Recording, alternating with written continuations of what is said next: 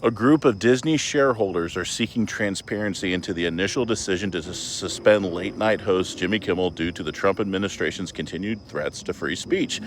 This is probably in response to having more than $4 billion off its market value shaved off, and apparently over 1 million subscribers canceling their Disney Plus subscriptions after the Kimmel suspension. Shareholders, which are the owners of a corporation, when you buy a company's stock, you acquire a share of that equity in the business. That ownership gives you several rights. Most importantly, voting power, having the right to vote on major corporate matters such as the electing of members of the board of directors, approving mergers or amendments to the company's charter, and other significant actions. Shareholders are entitled to investigate whether the company's leaders did not properly discharge their fiduciary duties.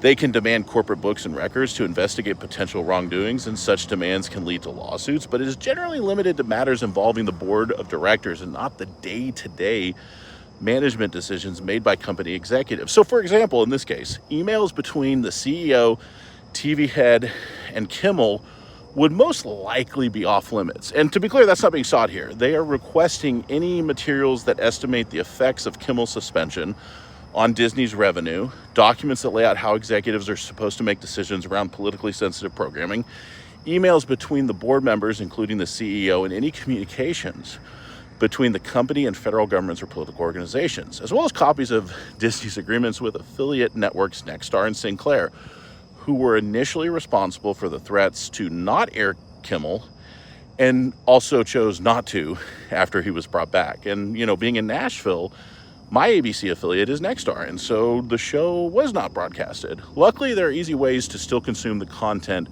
should you know to where to look. Now, the lesson of this is, even if you're running your business, if it's a corporation, you are at the mercy of your shareholders.